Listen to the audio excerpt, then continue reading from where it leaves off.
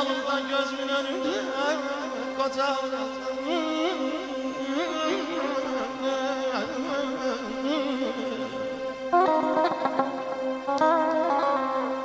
Başsa değil de yaz ömrüme geldi kış.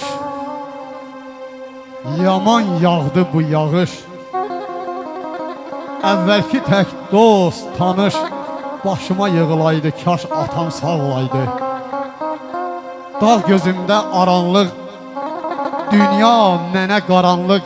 Heç olmasa bir anlıq kədərim dağılaydı, kaş atam sağ olaydı.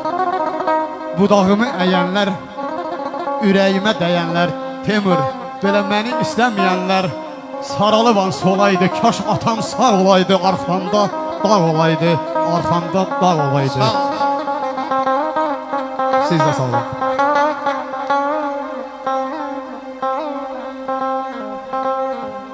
Nəğməsi çağlayıb şirin dilində, nəğməsi çağlayıb şirin dilində, böyüdü bizlərin alın tərində.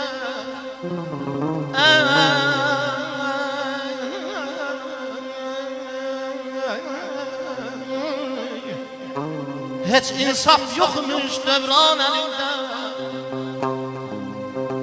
heç insaf yoxmuş dövran əlində, gözümün önündə qocalıb atam.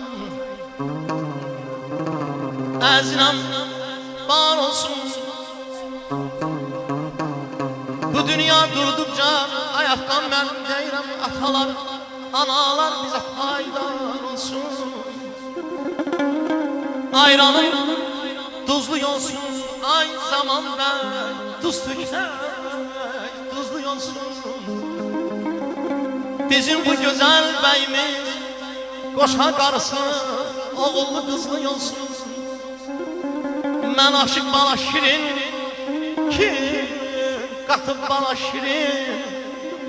Deyirlər dünyada şirin şey çox, hər şeydən bala şirin. Əzrəm ballasın, ballar üstə ballasın.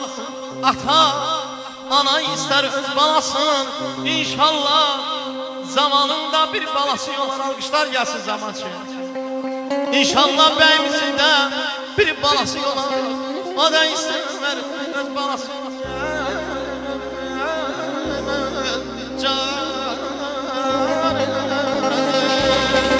Allah xeyir versin. Çok mübarek değil. Hoşbəxt olsunlar.